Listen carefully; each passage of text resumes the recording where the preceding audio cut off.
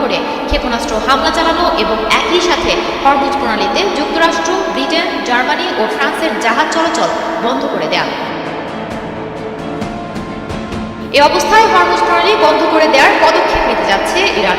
রোববার দেশটির পার্লামেন্টে এ সংক্রান্ত একটি প্রস্তাব পাস হয়েছে। ইরানের রাষ্ট্রীয় সংবাদ মাধ্যম প্রেস টিভি জানিয়েছে, প্রস্তাবটি এখন ইরানের সুপ্রিম ন্যাশনাল সিকিউরিটি কাউন্সিলের চূড়ান্ত অনুমোদনের জন্য পাঠানো হবে। এ কাউন্সিলের সিদ্ধান্ত পাওয়ার পরই প্রণালীটি বন্ধের ব্যাপারে কার্যকর ব্যবস্থা নেওয়া হবে। এ বিষয়ে ইরানের পার্লামেন্টের সদস্য এবং ইসলামী বিপ্লবী গার্ড বাহিনীর কমান্ডার ইসমাইল কোজারি জানিয়েছেন, হরমুজ প্রণালী বন্ধ করা বর্তমানে ইরানের কৌশলগত বিবেচনায় রয়েছে এবং প্রয়োজন মনে হলে তা করা হবে।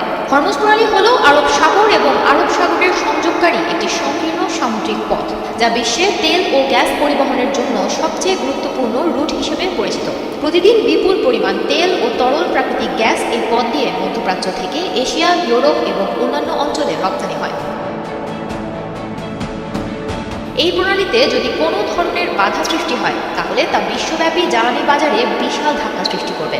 এতে তেলের দাম বেড়ে যাওয়া, সরবরাহ ব্যাহত হওয়া এবং মধ্যপ্রাচ্যে আরও বড় পরিসরে অস্থিরতা বৃদ্ধি পেতে পারে।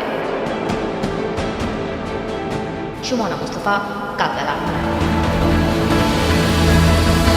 ইরানে মার্কিন বিমান হামলা চালানোর বিষয়ে সিদ্ধান্ত নিতে 2 সপ্তাহ সময় নিয়েছিলেন প্রেসিডেন্ট ডোনাল্ড ট্রাম্প। মূলত এটা ছিল মধ্যপ্রাচ্যকে নিয়ে তার জোয়া খেলার কৌশল মাত্র। 2 সপ্তাহ সময় নিলেও 2 দিনের মাথায় নেতানিয়াহুর মিথ্যাচারে সারা দিয়ে ইরানের 3টি পারমাণবিক স্থাপনায় বোমা ফেলে যুক্তরাষ্ট্র।